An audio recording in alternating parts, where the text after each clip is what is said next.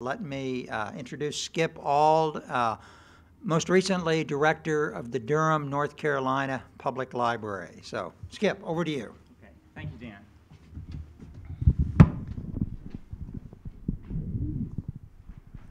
Good morning.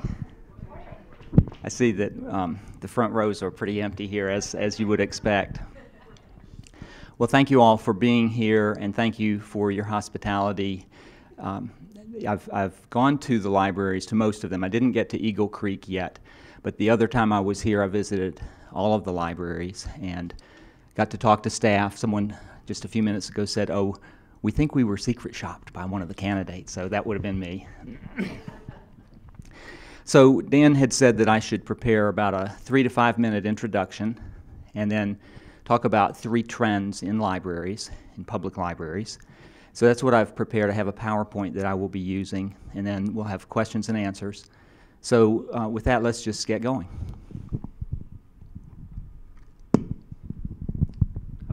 I've got 3 things to hold in 2 hands. So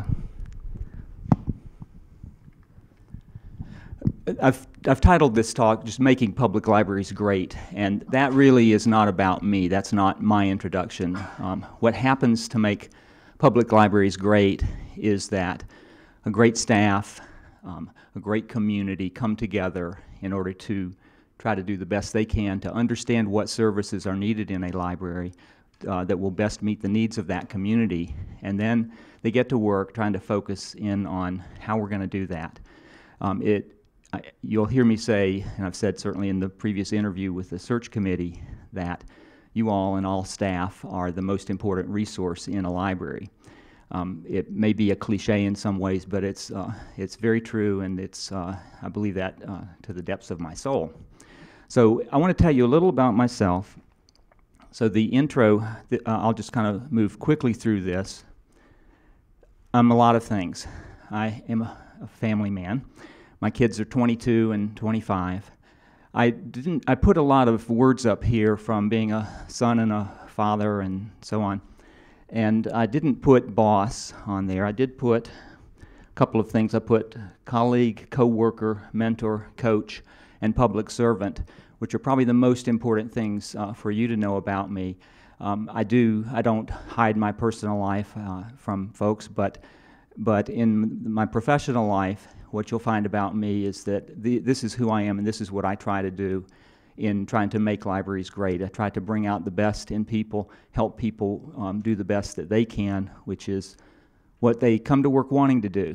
Again, I believe that people come to work wanting very much to do the very best job that they can. And so I see the job of the executive director as not only working with the community and being a public face for the library system, but also trying to help the management team and the leadership team and every single person on staff to do the best that they can. I don't believe in a staff that is led by leaders and that has followers. I believe that it's best to work to try to bring out the leader in everyone, that pretty much all staff are leaders in many ways in either their family life or their work life. Every staff member brings a great deal to to the workplace and to their colleagues and to the teams that they work on. Some of the key roles that I play are, first of all, relationship builder. It's very important to build relationships, not just with staff, but throughout the community, with trustees, friends, foundation board members. And part of what I like to do is to get together with a number of community members to identify all the key stakeholder groups in the community and then try to get people from those groups. So that might be the faith community, the business community, the schools, the homeless and homeless advocate community, many parts of this community. We serve in Lexington, Fayette County, I believe we serve something like 270,000 people, not to mention visitors and guests and so on. And all of them deserve the best library service that can be developed and provided. Another role that I play is a strategic planner. I think that that's an important part of what needs to happen in libraries not just once and not just to do a plan and sit it on a shelf, but to be in a kind of a constant state of planning, but also making sure that once you have set goals, you don't then turn around 6 months later and try to set new goals. What you do is try to make sure that all of your resources and everything that you're working on is aligned with and is contributing to fulfilling those goals and meeting the objectives that you have. Another role that I see as very important for an executive director is as a staff development champion and then as an organizational development champion. I think that first of all, as you know, all organizations are pretty much always in a state of flux and change. Certainly this library system has been and will continue to be. Change is something to embrace. Change ideally will be in a very positive direction and as I said before, meeting needs of the community and that type of thing. But it's very important to have continuous learning, continuous improvement, continuous staff development, and continuous understanding that the organization is developing as well. One of the laws of library science from Ranganathan from the early 1930s is that a library is a living organism, and it's living, growing, and you want to have some stability, and you want to have some routines, and you want to be able to come to work and not have everything turned upside down, but you want to have the stability and the routines in place, but you also want to make sure that your organization is looking to innovate, looking to anticipate needs of the community, and then meeting those needs. So that's a key role that I see for the executive director, and that's a bit of who I am. I've planned some facilities, and I'll show you a couple of photos of some of the libraries that I have either been responsible for as the chief executive or as the assistant director, as was the case in Chesterfield County, Virginia.